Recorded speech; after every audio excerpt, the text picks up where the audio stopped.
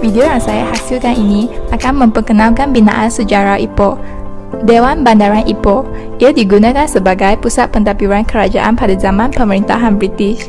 Seni binanya yang unik sentiasa menambah hati sesiapa yang melihat Ipoh Town Hall. Stesen kereta api Ipoh merupakan salah satu tumpuan para pelancong di Perak dan ia terletak di Bandaraya Ipoh.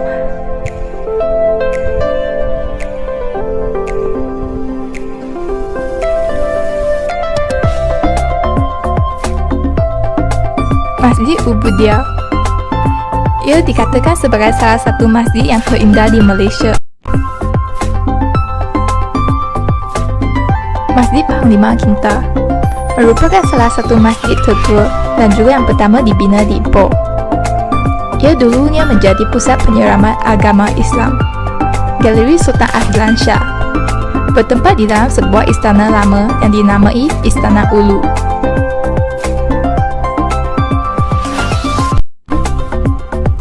Sampo Tong Temple merupakan kuil gua terbesar di Ipoh dan juga Malaysia. Dalamnya ada banyak patung Buddha.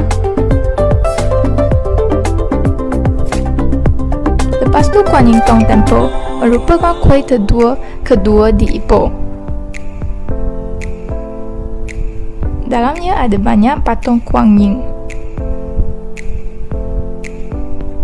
Kalumalai Aruminggu Sri Subramania Temple. Kuil ini awalnya dibina di dalam sebuah gua di Gunung Ceruk dan dalamnya ada banyak patung.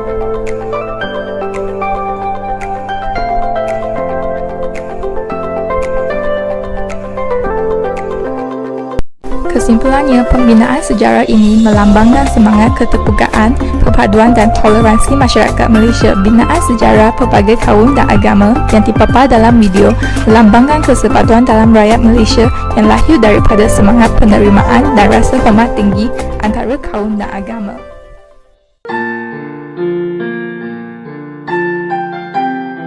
Mari kita beralih ke negeri Kelantan. Di negeri Kelantan terdapat beberapa binaan sejarah yang sehingga sekarang menjadi tumpuan orang ramai. Iaitu yang pertama ialah Masjid Kampung Laut. Masjid Kampung Laut merupakan sebuah masjid yang tertua yang masih wujud di Kelantan dan di antara yang tertua di Nusantara. Masjid ini dikatakan dibina dalam abad yang ke-18 oleh pendakwah Islam yang berulang-alik antara Champa dan Jawa dengan bantuan penduduk bertempatan.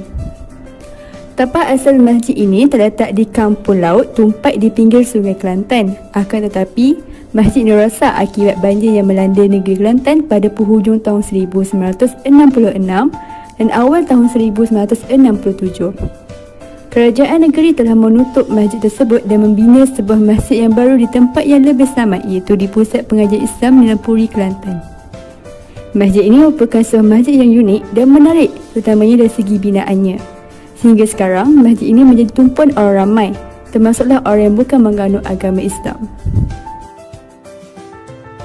Di Kelantan juga terdapat 3 patung Buddha yang merupakan antara yang terbesar di Asia Tenggara dan ada juga antaranya yang terbesar di dunia.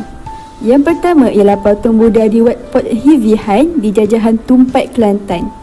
Patung Buddha ini merupakan patung Buddha berbaring yang ketiga terbesar di dunia. Menurut penjaga kuil ini, pembinaan patung gergasi ini bermula pada tahun 1973. Patung Buddha berbaring itu mempunyai ukuran 40.9 meter panjang dan 10.6 meter tinggi di dalam kawasan kuil yang bersaiz 2.4 hektar. Patung Buddha berbaring ini merupakan salah satu tarikan pelancong di Malaysia dan ia dimasukkan ke dalam sebuah risalah pelancongan untuk edaran luar negara oleh Lembaga Penggalakan Pelancongan Malaysia. Seterusnya, kita beralih kepada patung Buddha yang kedua, iaitu patung Buddha berdiri yang terkenal di kuil Wat Port Hikian yang terletak di Kampung Balai Bacok, Kelantan. Wat Dua Naga adalah dinding yang paling panjang berbentuk seperti naga kembar di Asia Tenggara. Naga kembar berwarna-warni sepanjang 598 meter dan benar-benar mengelilingi kuil, membentuk gerbang yang menarik. Di hadapan bangunan, sepasang naga mengapitnya sebagai pintu masuk. Dan akhir sekali kita beralih kepada patung Buddha duduk yang terletak di Wat McHimeren di pengkalan kubur Kampung Jubaka, Tumpai, Kelantan. Patung Buddha duduk mula dibina pada tahun 1991 dengan belanja kira-kira 3 juta. Patung Buddha duduk ini mempunyai ketinggian setinggi 30 meter, panjang 46.9 meter dan luas kawasan dalaman ialah 22.12 meter persegi.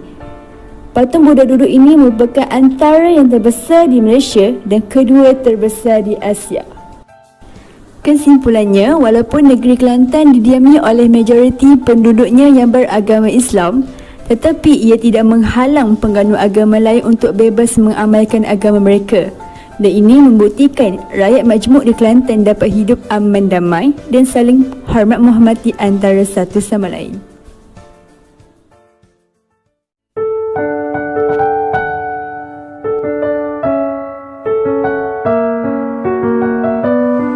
Dataran Merdeka di hadapan bangunan Sultan Abdul Samad menjadi tapak sambutan Hari Malaysia pada tanggal 16 September setiap tahun.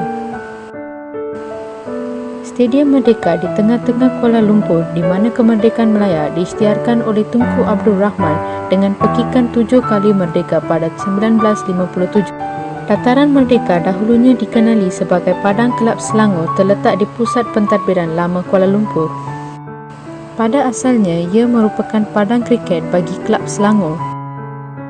Di sinilah di hadapan bangunan Sultan Abdul Samad, bendera Union Jack diturunkan dan bendera Federasi Melaya dinaikkan buat pertama kali pada tengah malam 31 Ogos 1957. Semenjak itu, Dataran Merdeka menjadi tempat perarakan sambutan ulang tahun kemerdekaan Malaysia setiap tahun sejak 1957. Dataran Merdeka mempunyai bahagian bawah tanah yang dibangunkan pada tahun 1995. Dataran Merdeka bolehlah dikatakan berfungsi sebagai terowong keselamatan jika terjadi peperangan sebagaimana di Iraq. Mengelilingi padang tersebut adalah bangunan bersejarah termasuk bangunan Kelab Diraja Selangor yang terletak di penjuru padang di mana orang-orang penting Kuala Lumpur sering bertemu. Tiang bendera setinggi 95 meter antara yang tertinggi di dunia menandakan tapak itu dengan kepingan bulat mama hitam. Ia terletak di bahagian selatan dataran.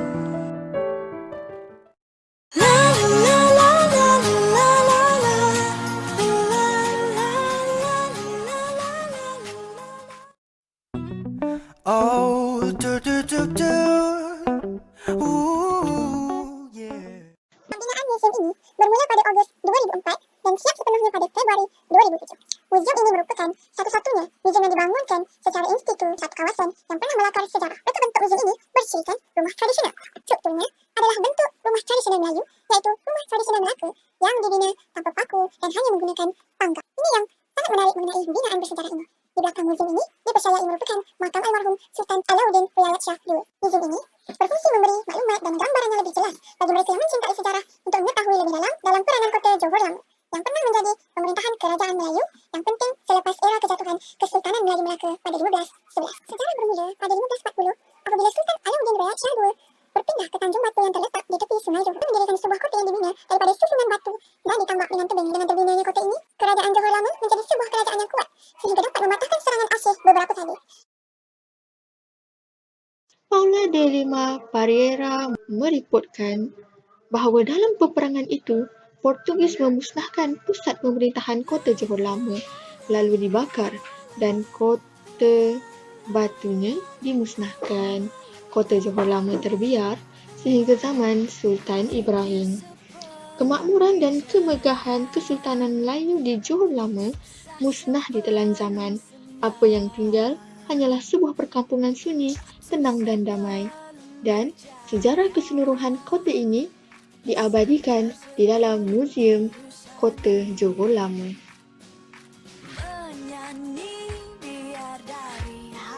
Jadi, museum ini bukan sahaja mempunyai binaan yang sangat bersejarah, malahan isi kandungannya juga merangkumi sejarah seluruh kota Johor Lama.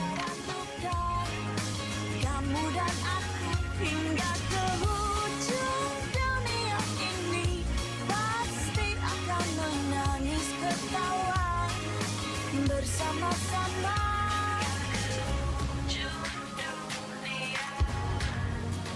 hingga ke ujung dunia.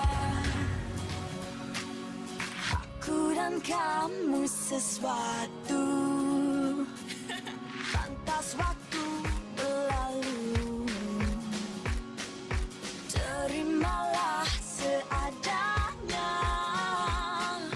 tiada apa yang sempurna.